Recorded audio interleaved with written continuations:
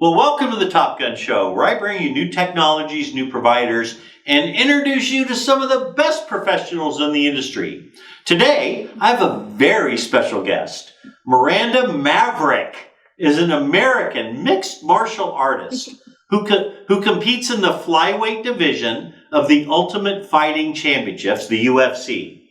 As of last month, she is number 15, I think, in the UFC women's flyweight rankings. She grew up on the family farm in Tunis, Missouri, where she was just 16. She was inspired when she watched Ronda Rousey fight on TV. She joined the high school wrestling team and competed on the men's varsity team. After high school, she set her sights on the MMA. Maverick graduated with honors from Drury University, majoring in psychology and sociology in 2018. She relocated to Norfolk, Virginia to pursue a PhD in industrial organizational psychology at Old Dominion University. Miranda, welcome to the Top Gun Show. Thank you. How fitting of me to be here, right? It was the Top Gun Show. We met. My last name's Maverick. I mean, it had to happen. I know, my call sign is Maverick. It's incredible. You and I met at Channel Partners this year. Well, you were working the booth at Ariaka. Craig Patterson, a good friend of mine, and his team always have one of the most fun and high energy booths at the entire show.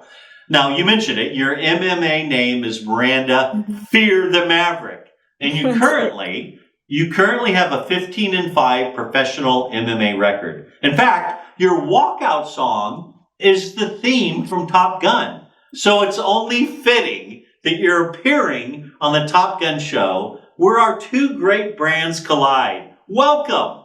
Thank you so much. Yeah, I'm really excited. I walk out with the sunglasses, the American flag behind me, all of it. So it's very fitting.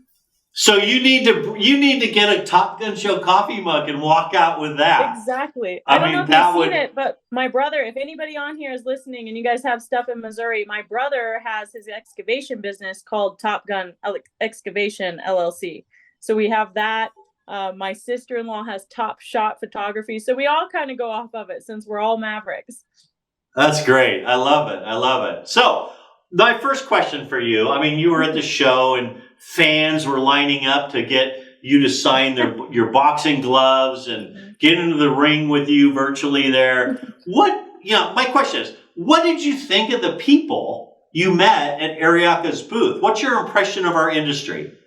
Yeah, so different. And I'll say why. People are going to probably make fun of me. I'm not around very wealthy people ever. So that was funny too. Like I had so many people, a couple of them were weird, but I had a couple of people that were like, here, I'll buy you dinner. Like, here's $300, like doing that kind of thing. And I'm like, no, thank you, but so many people were so nice, so many connections. I met a couple like people who used to be fighters when they were younger or boxers.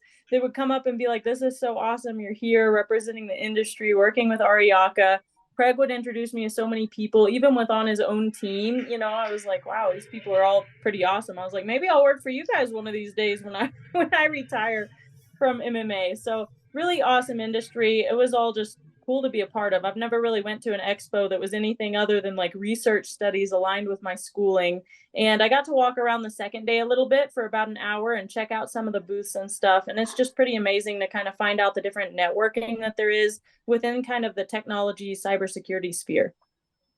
Yeah, I love that answer. I've been in 7 different industries. And I will honestly say the telecom industry has probably some of the best human beings, more caring. It's a tight little industry. We all know each other and love each other. And that was a crazy part. It was a crazy part. We'd be walking around and Craig knew everyone. And I was like, who's that? There's like 50 people walking around everywhere. And he's like, this is so-and-so. And this is so-and-so. And I was like, wow, okay. Like, I know no one. Hi, everyone. Like, yeah, that's great, man. I'm so glad you were there. Well, I've never met an MMA fighter before I met you. And in doing some research on you, I have to say I'm extremely impressed with your fighting skills, but also your education and scholastic accomplishments. Where do you see yourself in 10 years And I'm going to call you the Pickle Queen. That's kind of an intro. Where do you see yourself in 10 years, So what's funny Miranda? is I just got done with another interview and he was like, what would it take for Bruce Buffer to call you the Pickle Queen when you walked out? And I said, you know what? I might even ask him this time. So it's so funny that you just said that. But in 10 years, I don't see myself fighting anymore. You know, I see myself having a family, hopefully having a couple kids, living back on the ranch in Missouri. I've already bought some land to ensure that that's going to happen. Have my place there kind of ready to go for whenever I decide I'm going to be done, or say I get an injury. Things happen in this sport, right? So I kind of have my future set up for that. I never want to have to work a 9 to 5, but I have my Hershey job that I work for now, which I'm not sure if you knew that, but I work for the chocolate company Hershey as a statistician currently full time. It's a very flexible position to where I can work nights, I can work early mornings, whenever I want, as long as I get stuff done beyond a couple meetings a week. But I plan on working for them into the foreseeable future just because I've been with them for a while. It's a great company to be with. And also my boss started out as a fan when he reached out to me and asked if I wanted a job. So it ended up being perfect for me. I see myself hopefully not even working there eventually and having my own business going. Right now I have my pickle business that I'm starting to kind of take that first footstep onto that. And I eventually want to have a prepper store based in Missouri. You might even see me putting it online within the next 6 months, to where I have everything for sale, from bulk foods to bunker houses, all kinds of things for people who just want to have like security and safety, not necessarily for like end of the world necessarily, but in case there's natural disasters and stuff like that, people can be safe and have some storage backed up to where if electricity goes out, they're not screwed. That's great. Quick commercial. How can we find your pickles? ProwlerPickles.com. So go check it out. It's ProwlerPickles.com. I ship anywhere, and I mean that. Like, I've shipped to Australia, UK, Israel already. You guys check it out. If you want it anywhere other than Canada, Mexico, or US, you will have to message me to figure out the shipping, and we can get that handled. But I sell pints, I sell quarts, and I sell half gallons of 11 different flavors of pickles. Last question. It's a personal question, Miranda. If you could meet anyone, dead or alive, who would you want to meet, and what would you ask him or her?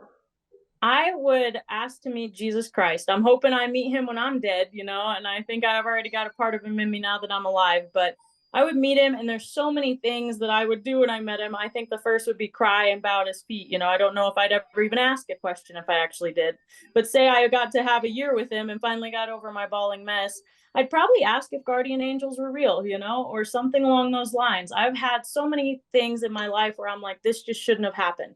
I shouldn't be alive, you know, many times where I'm like, even if it's I'm dozing off driving a car and I'm kind of in the other lane, and then all of a sudden I just feel like a nudge, you know, and I get into the other lane, and all of a sudden a semi truck comes barreling through, and I'm like, oh my God, I almost died. And it's like, thank you, Lord. Like, I don't know why I just got saved, but I did. I love it. I love it. I've done over 900 episodes. Nobody said they want to meet Jesus, but you.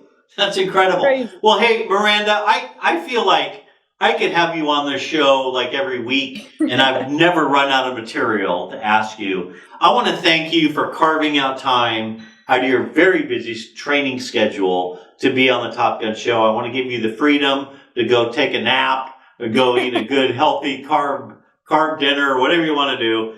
Thank you for being on the show today, man. I really appreciate it. Thank you so much. I appreciate you having me on here, and let's hook up about the discount code. I really want to make that happen, and I hope to be able to talk to you again soon. Sounds good. Sounds good. Thanks for watching, everybody. Thank you.